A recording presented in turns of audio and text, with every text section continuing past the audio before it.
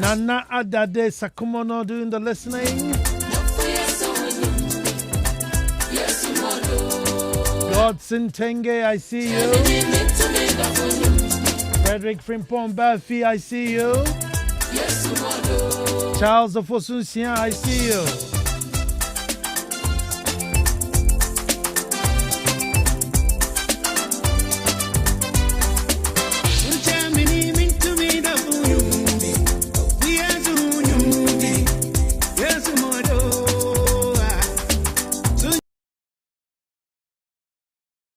Ansah Kwao doing the listening. Thanks for tuning in.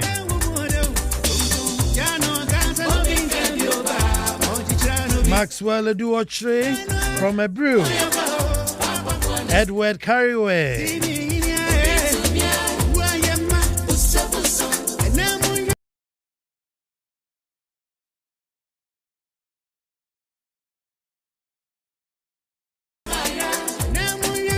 All the way in Tema Community 9.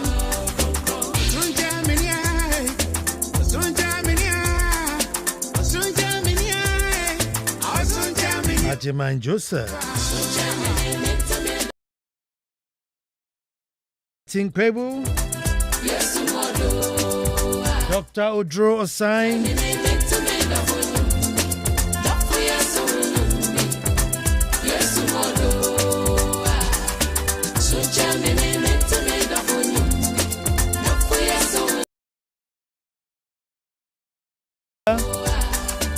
Professor William Babwating, Lennox Ando from Deu Kwapem,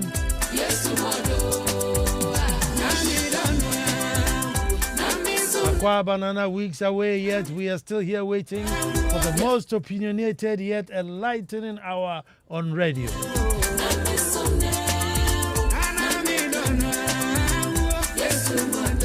And that's a shame and a Santua mixing your boy. From Bros Barbecue in Pram Pram.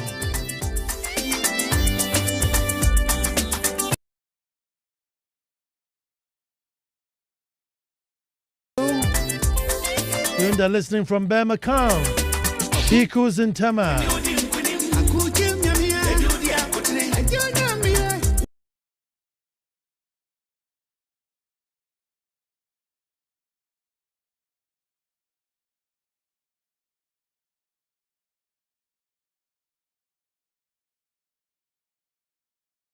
An opinion today about a big conversation.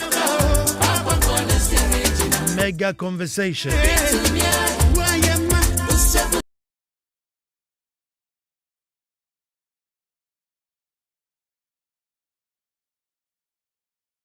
See you from North Kaneshie.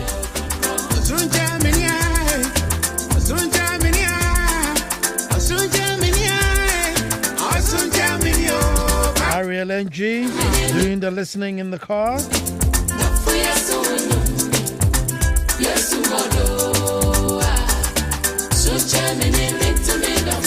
Chief Nurujin, Gunja Chief in Accra.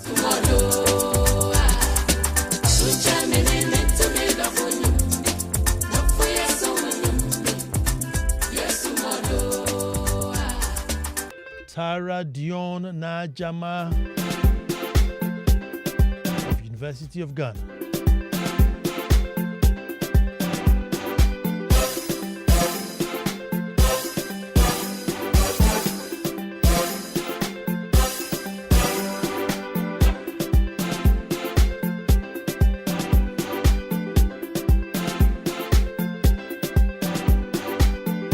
That's a happy birthday to my blessed Princess Tyra Dion Najama Ochiri of UG. Says, may God of heaven and earth bless you in wisdom, knowledge, understanding, and excellence.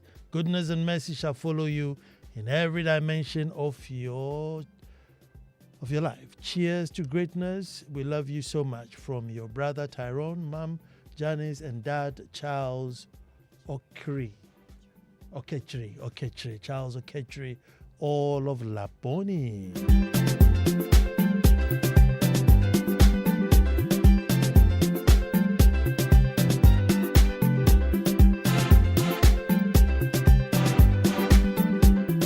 folks, playtime is over. And we roll the way we roll.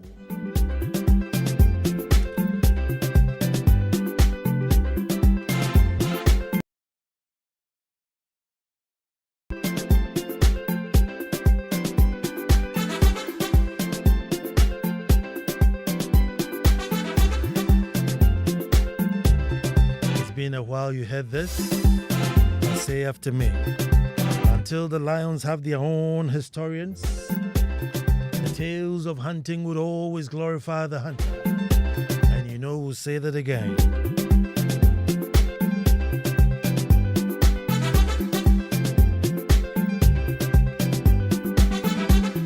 Folks, I said until the lions have their own historians, the tales of hunting would always glorify the hunter. Hello and welcome to the most opinionated hour on radio and the nation's thought-provoking hour. I am Nana Ansah Kwao the Fourth, Chief of the Little Republic of Akwemu, Edumasa, and I say thank God it's Monday. It's been a while and it's great to meet up once again to perform this beautiful ritual, radio's finest premium talk show. Welcome to the ritual I call That's My Opinion. Every Monday at this time, only on Joy 99.7 FM. And our topic today, folks, who stands up for whom? Who stands up for whom? Let us all gather and make truth good.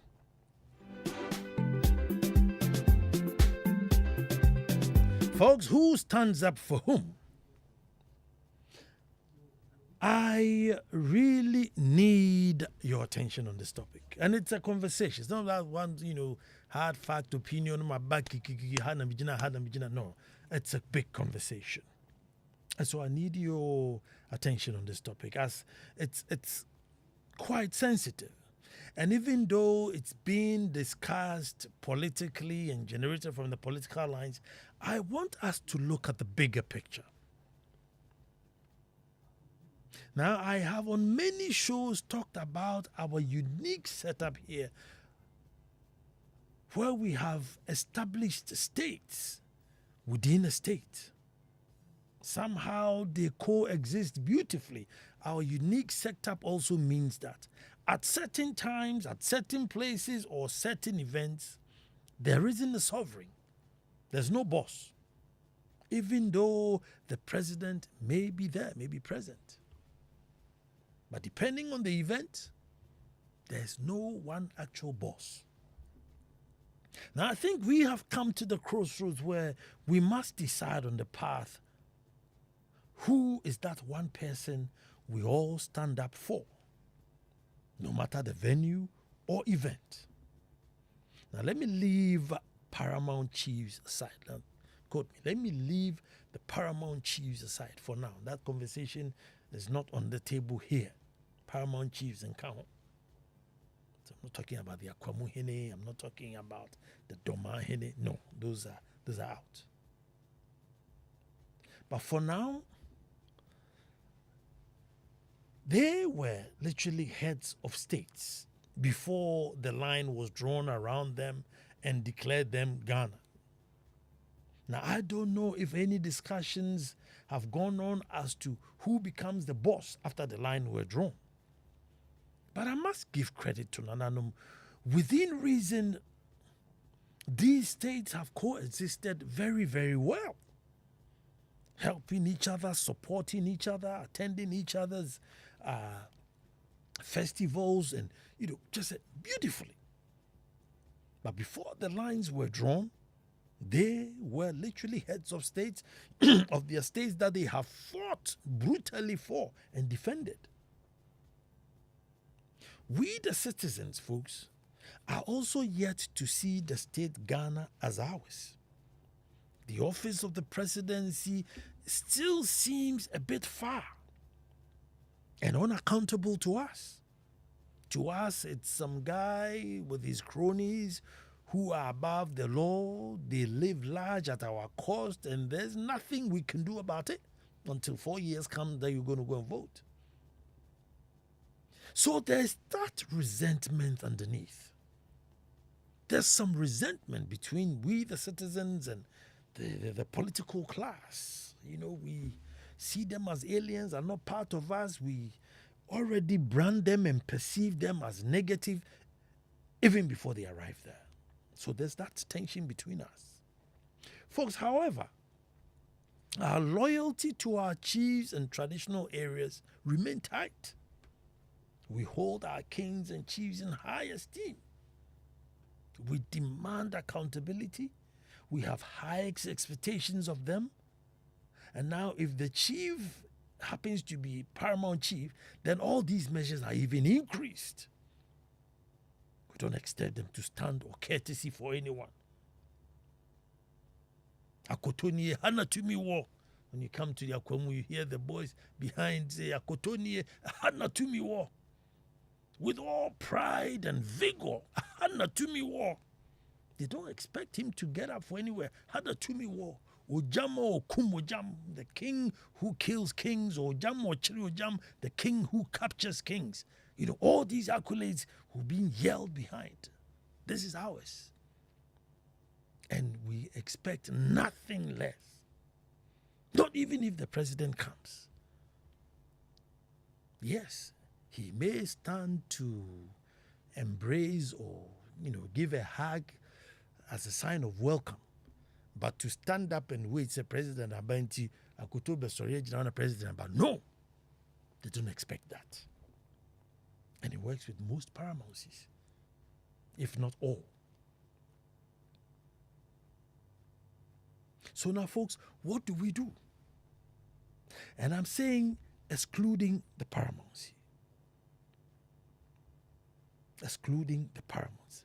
Should chiefs sit and welcome the president because they are in their domain? Should this continue?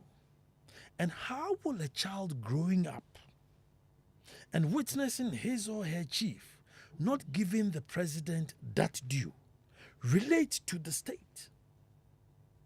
Folks, it further entrenches our traditional links, making Ghana always a second place. So that even if somebody was born in Accra, he was born in Kolebu, and probably has never ever stepped foot in Akwamu. But his links to his parental traditional roots still stands, because the Ghana still cannot register with us. The Ghana does not register with us. And I'm saying that sometimes in order to brew patriotism, we must have something that links us also back to Ghana, even if not equal, so that as much as I see myself as an Akwamunian, I should see myself the same as a Ghanaian. So sometimes we are only Ghanaian when we travel outside of Ghana. But once you are in Ghana, dear, me free Ghana. Me Ghana ni, me Akwamuni, me Nkrani, me Aigbeni, me free North, me fear. We haven't been able to get that connection. We're further entrenching our traditional links. So Ghana always comes second place. Folks, the state seems to only exist on paper, but in our hearts, the state does not register. But I spoke to a lawyer friend, and he says, no, per our constitution, the power of the state resides in the people. So it means there's no boss. You and I are the boss, because we are the ones who have the power, according to the constitution, which is basically the Bible of Ghana. But then, in my layman law, Edumasa law, we then have the power, but we have given it to one person for 4 years. So within that 4 years, we cannot have relinquished our power to somebody. I don't know if it works or not, but I'm thinking as soon as you elect somebody, you have relinquished your power for 4 years. And then after 4 years, you get it back to decide whether to give it back to the same person or somebody else. And in the meantime, when that person has that power, is that office, how do we treat that office? Do we say it's our office until we are above the office, or now the office is above us? Is there that one office that we all succumb to? That's what we're going to talk about today. That's what we're going to talk about today. But let me throw in something here, folks. And listen to me carefully here, because this is really important. And I'll tell you why. The way the president is sworn in, folks, does not reflect our culture. And therefore, maybe we are not connected to the way in which the president is sworn in. So that if a president is elected, he or she should choose as to whether I will be enskinned or I will be installed. Now, when you choose whichever one you want, we can now modify the swearing-in ceremony to reflect enskinment or installment. I'm saying this to say that maybe that is why we are more connected and feel that our traditional chiefs and kings are more accountable to us because they've sworn to us directly rather than to some chief justice who I elected myself. I elect a chief justice, so I becomes my chief justice. Me and I'm man, no the Bible cry me. Then I recite a few things, or say that's it. Gonna could you president.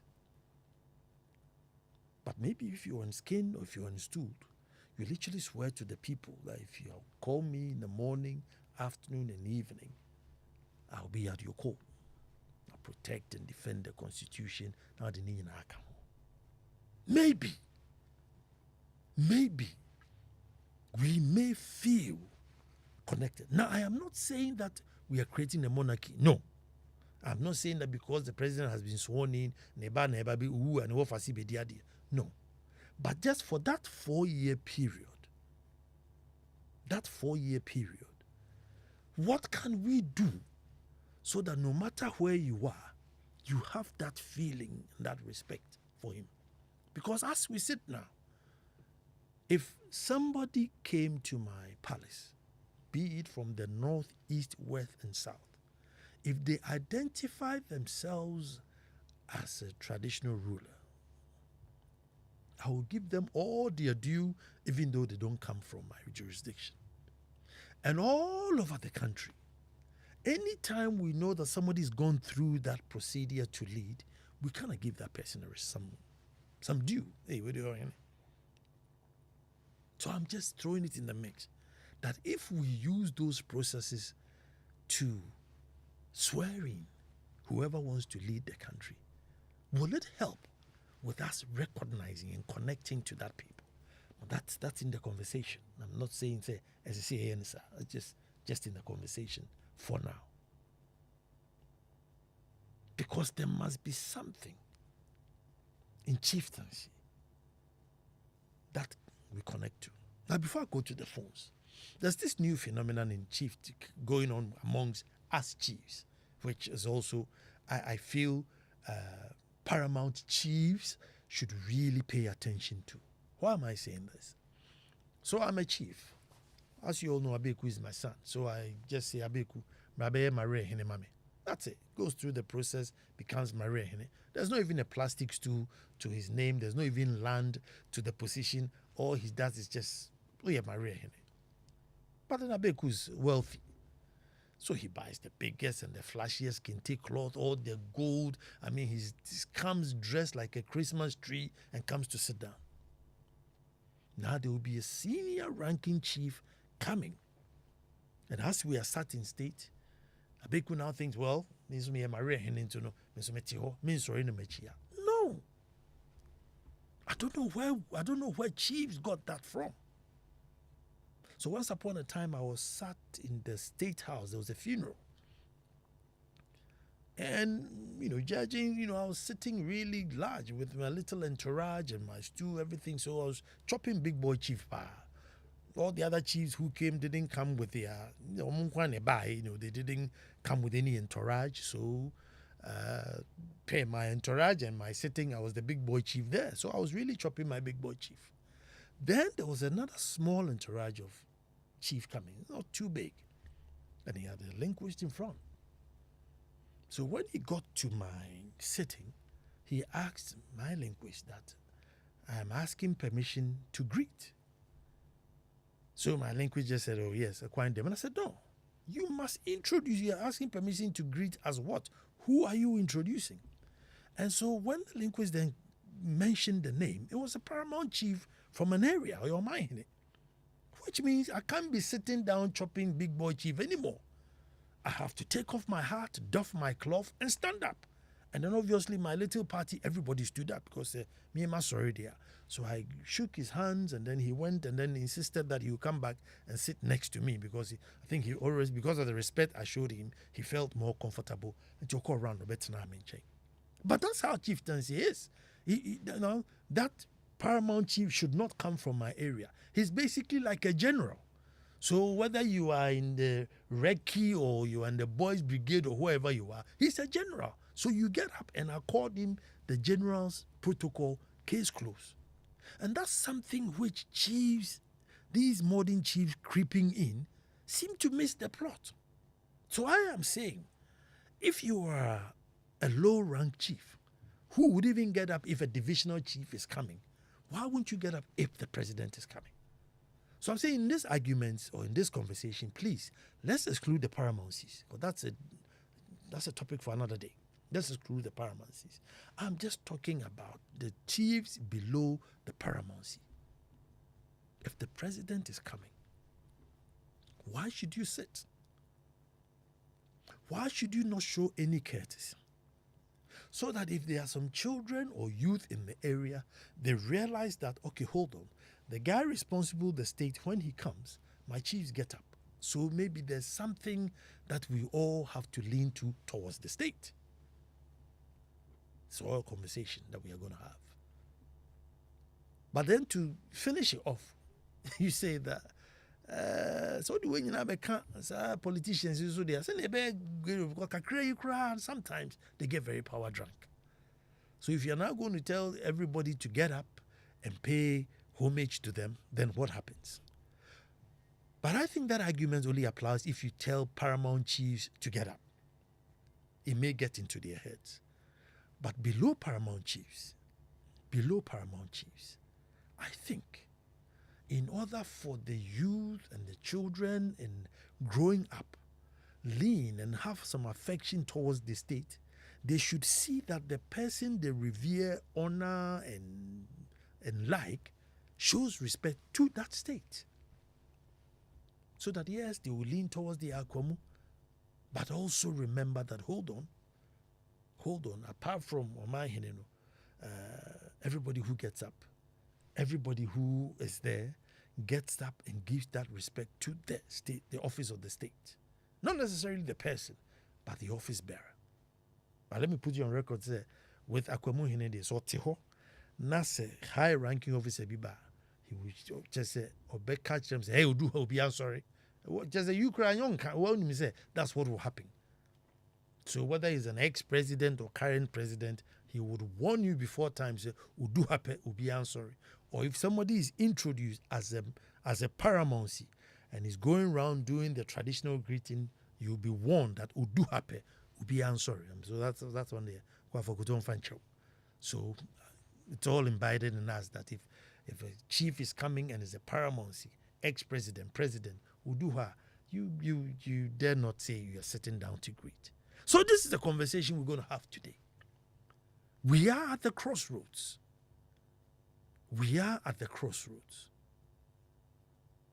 What do we do going forward?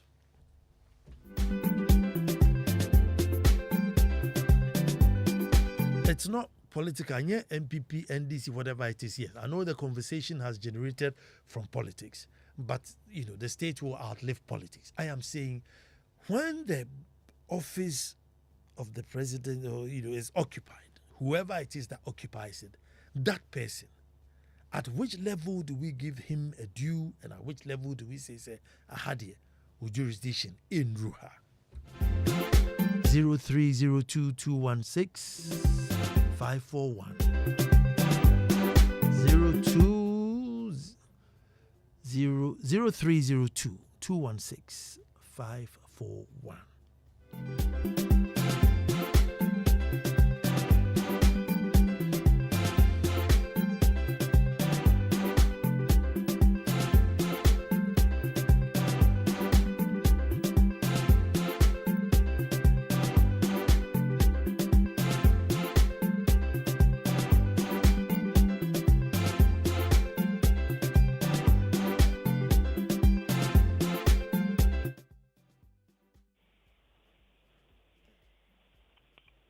Hello, and who's talking to me?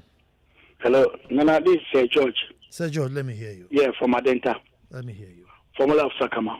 Anyway, this has been a topic on our platform. We have a platform over 60 people. Okay. In fact, we just concluded it this morning. You wouldn't imagine.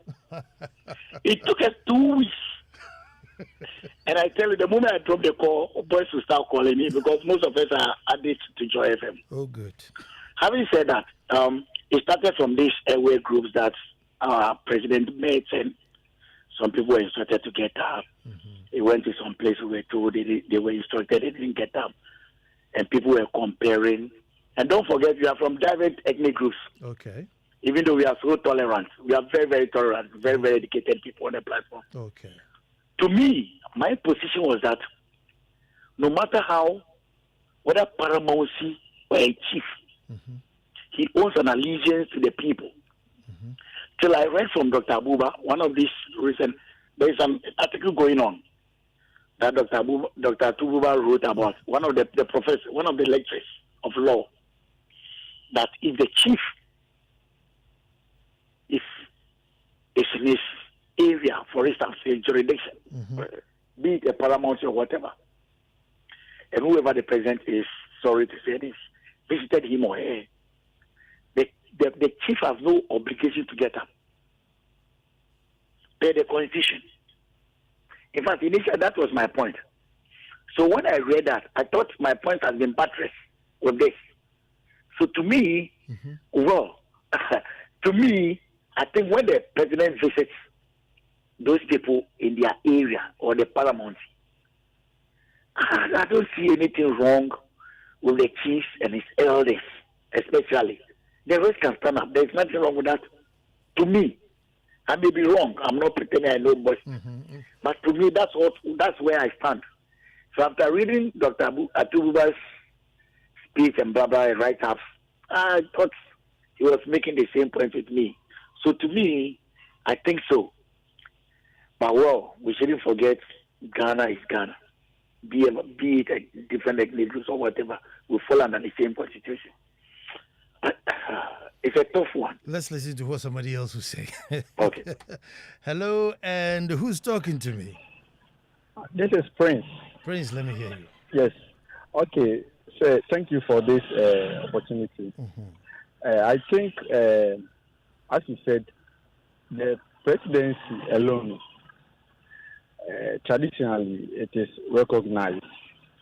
And I think that looking at the age of the president, in our culture, he needs to be accorded with such respect. Even if he is not the president and he belongs to any traditional group, I think he will be respected. Looking at our president, he is just like in Kosovo of any particular tradition. That is how we see people like that.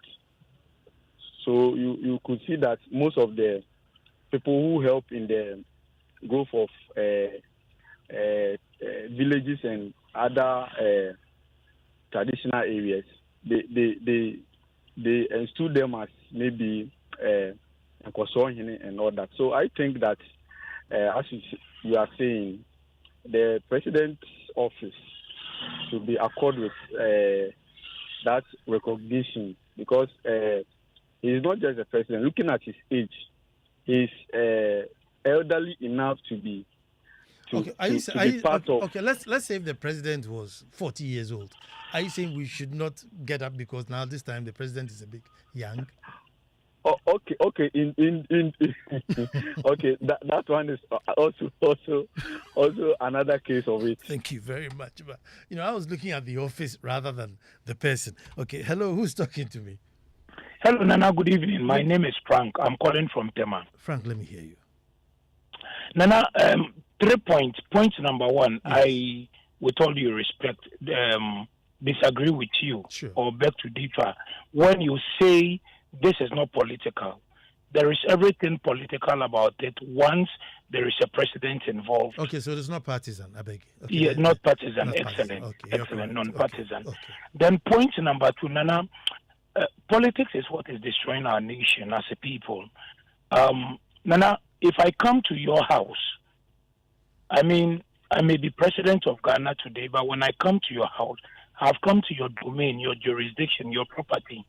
The fact that I am president doesn't mean Ghana belongs to me, and so the land belongs to me. What it means is that I am the leader of the people within the jurisdiction called Ghana. Okay. So if I come to your house, I wouldn't expect you, Nana, to stand up to greet me because I am president. In the same way, if the president visits any of our traditional leaders, it is a beautiful thing for the president to accord them the respect due them in front of their own subjects. We don't expect that the president visits any paramount chief, any king, and then expect the king to leave his throne in front of his own people, in front of his own subjects, and then come to bow to the president or to greet the president. Or I am not saying we shouldn't accord our president the due respect. Okay. But you see, we have left our tradition as a people, and it is hurting us. It is what is killing us, but we don't see it. We should learn to respect our elders. We should learn to respect our chiefs. We should learn to respect our traditional leaders. We should give them the room to operate within their power or within the what has been given them from their subjects. And so, if president, why is it that when the president or vice president is campaigning or asking for election people to vote for them, when they go to these same places, they go to greet the chiefs. But once they become president or they win elections, they want the people to come and greet them. We don't vote them into office to lord over us. We vote them into office to lead us. Okay. And so we don't expect that they will come to. Okay. Let me. Nana, that's just, my contribution. Okay. Yes. Good. Let me just throw this one in. You see, and in all this argument, I'm excluding paramount chiefs. Okay. So all the offices below the paramount chief, and I'm saying that. So let's say me, Ansah Kwao, right? I am part of the Benkum division in Akwemu. When the Atimpoku Hene comes, I will stand up because he's the head of the Benkum division. Now, if I stand up for Benkum Hene in front of my folks, why am I embarrassed to stand up in front of the president, whose office is probably bigger than the one of the Atimpoku chief? Nana, within the traditional area that you lead, they understand that is the tradition, that you are supposed to stand up for the the head of the Benkum Hene when he comes in. They understand that is the tradition. So there is nothing wrong with that. Okay. But when an outsider comes in into your land, into your town where you are king or chief, they need to accord you the needed respect. Okay. 0302216541. Hello, who's talking to me? Oops, sorry. Hello? Yeah, who's talking to me? Hello. Yeah, Nana Onkwaso. Medase. Nana, my name is Amosu Nana. Okay, Nana. I am not a chief. Okay.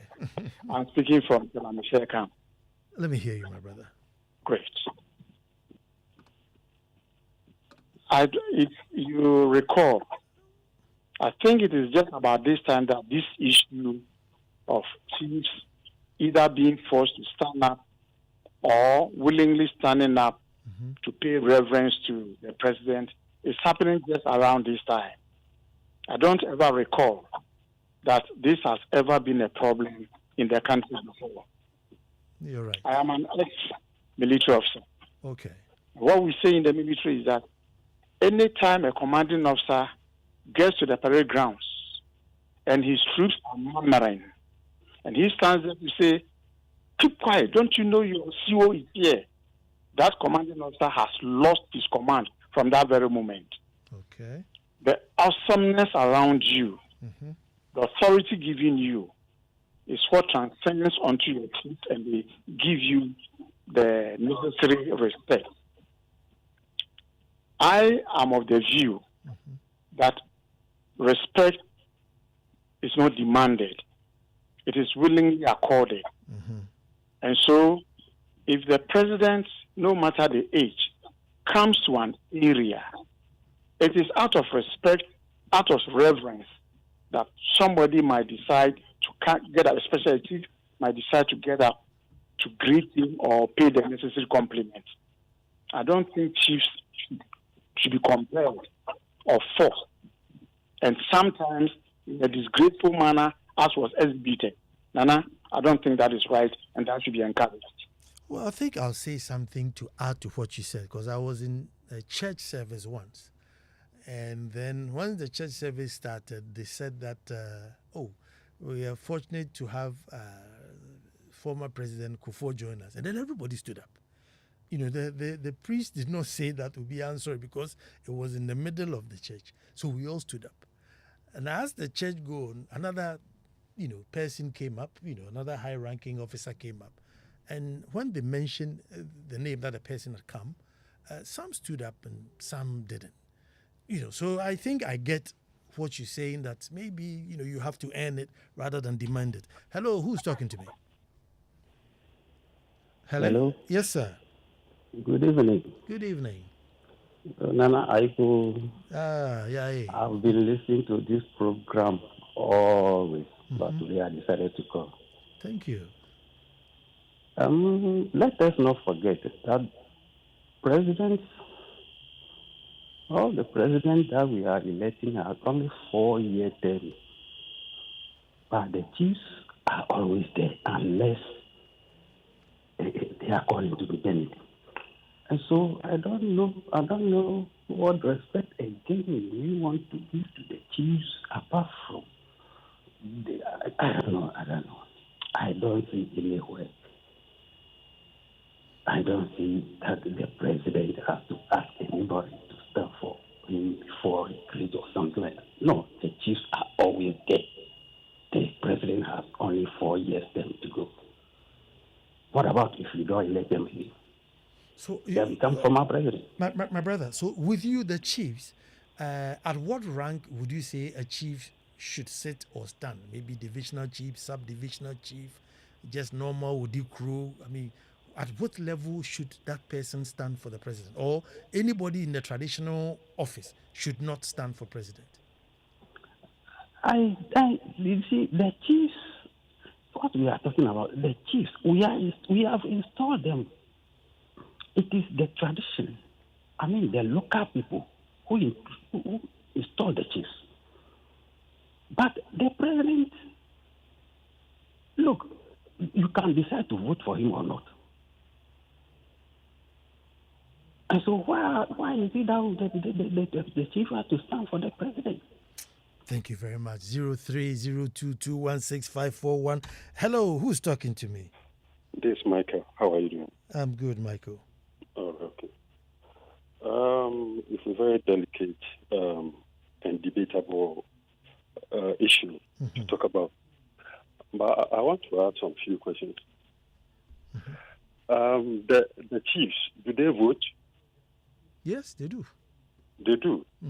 Okay. And our president, do they have hand in, appointing a chief? Not really, no. All right, okay. Then I don't see the reason why it should be a debate. Okay. Because a chief is in charge of a location, but the president is in charge of the whole country. So even if Asante Hene wants to rise on his feet for the president, I don't see anything wrong with it. Recently, I saw Asante Hene in a picture kneeling down for a reverend minister to pray for him. Did you see that? I haven't seen the picture, no. Oh, yeah, I saw it. It was on Facebook. Okay. I think a Roman father or something, Catholic, praying for him. So I don't see why all these things should happen. This is how we give the youth the opportunity to disrespect the elderly. Thank you. Thank you very much. Hello, and who's talking to me? Hello, Nana. Yes, sir. Sorry, this is George back on the line. George and Adeta. George, let me hear you. Sorry, I have to come in. I think the article I read from Dr. Abuba, or from what I heard from him, he was saying that when it is a national gathering, yes, then the chiefs have no obligation, have no choice than to stand up for the president. Yes, correct. That's why in most of occasions, the national programs, the president often comes late to show respect. Be who you are, you need to get up. But when you visit them in their traditional places, they are the overlords. And you have no choice. You either decide or you don't go there. But the problem is ordering. If voluntarily they decide to get up, well, there's nothing wrong. But when you decide to order them, the worst part of it, you see people, Nana, you're a chief. If people order you, or even if you are young, the young one, you talk to the young one, point to your left house. You know what it means. Let alone to this, our elders. Those of us who were born in the 60s. I mean, let's get it well. Okay. We should be very careful with all of these things. Thank you. Thank you very much, George. The 0302216541. And hello, who's talking to me? And I'm pissing you. You can't just go off like that. You can't just go off like everybody is calling and they are just confused. I think you've done right by heart. You just punish like that. And you want us to be happy with you. Want me to be happy with you. Sorry, I'm standing up and I'm No. This one there, me, I don't agree.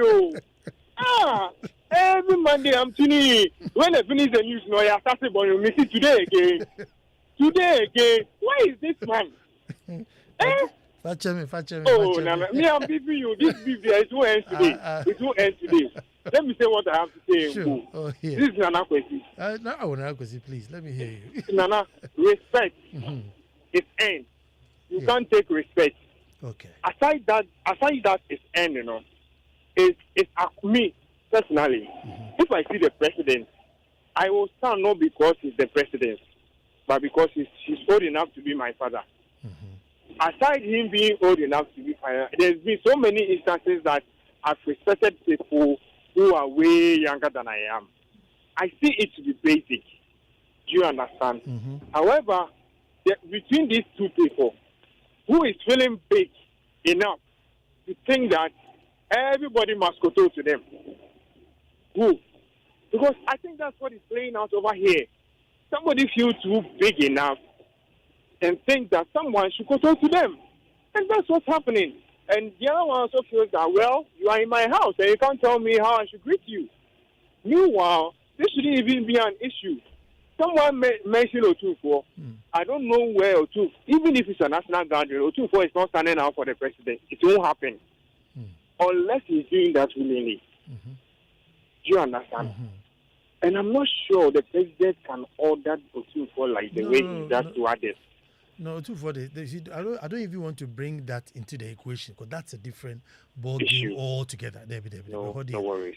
We are punching above. No problem. But I unfortunately, so let's all respect each other. It's as simple as that. I hear you, sir. I hear you. And the beef continue. Definitely. Thank you. This was a good evening, and please don't belittle chieftaincy. I come from two places in Ghana, Kumasi, and as a royal from Upper East, Zambela. So, as a royal, please don't belittle don't belittle you, chief. You are a leader, and we look up to you. Chiefs are bigger than presidents. Chiefs are bigger than presidents. Emmanuel Ayambela. That's the position. Hello, who am I talking to? Hello, good evening. Yes, sir.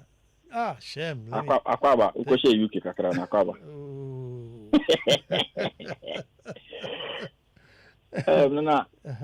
No presidency supersedes any monarch. It's as simple as that.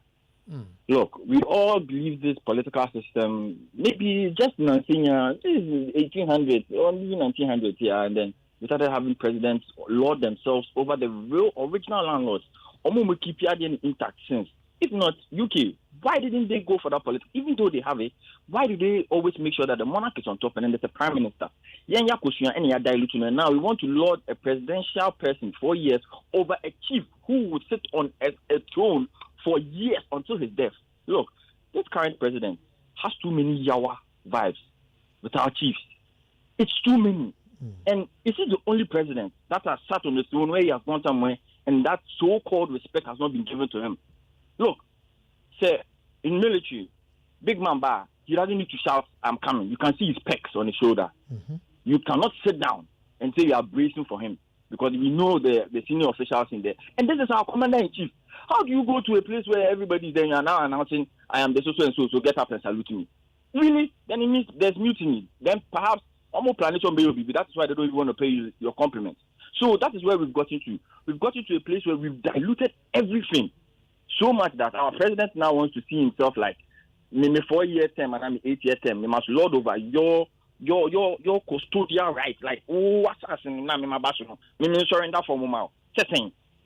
Let's call a spade. And let's stop this. It's becoming too much. And you see, our current president is an old man.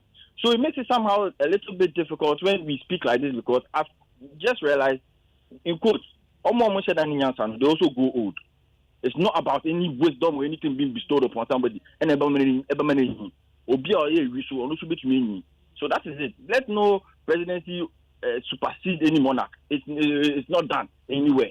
And then chieftains, to Yamfa and what is supposed to represent. But you see, I know we can see Obi to meet Yaka for chief and all that. So it brings that kind of subtle vibes for chieftaincy and that kind of thing. But it doesn't dilute the real motive for our chiefs and our custodians of our land. It doesn't at all. Thank you very much there. Okay, who's talking to me? Nana Ansah Kwao, Nana Onkwaso. What did I say? I'm happy to be the last caller. Yes. Nana, this is an investiture controversy. And it's one of the vestiges of colonialism. I think, unfortunately, we don't have enough time to look into it because I would have loved to take us on a little quiz. If we have local names for English and local names for a chief, what a chief is, what a king is, what is Omahene, what is Ahenkwa, and all that. But on this specific matter, I would like to say that because we have adopted a system that is originally not ours, we are going to have this investiture controversy where chiefs, even the Asadehene you're talking about, is going to be a nebulous figure in our governance system. So these things are the accidents of a system which is not ours that we have taken. But like somebody said, it's all about humility. If we are going to be humble enough and educate ourselves to understand that in fact, one came to meet the other, and at a point, the one that came last had rather chosen a higher position. And I think if we are going to go deeper into it, we will understand it better. Thank you, Nana. I wish you had more time. I wish we had more time. It's been an interesting conversation. It's been a wonderful conversation. But yes, in the absence of governance and everything, it is these same chiefs that keep holding the nation together, providing justice, security, everything. You have a problem and you don't rush to the courts. You rush to Abriwetia, call Nana Frakuma, say, "Masevini Kamame." Go to Kwafa Koto, Asem Senesi Kamame. And they are holding, passing judgment on a daily basis, holding us all in check. So maybe, hey, next Monday we'll be back to do this all over again. Abeku was on the 1s and 2s. Company is going to give you the news bulletin. Kofi Hayford has lined up some really soul-searching songs to find out if we ever need a sovereign or not. Thank you so much. It's good to be back.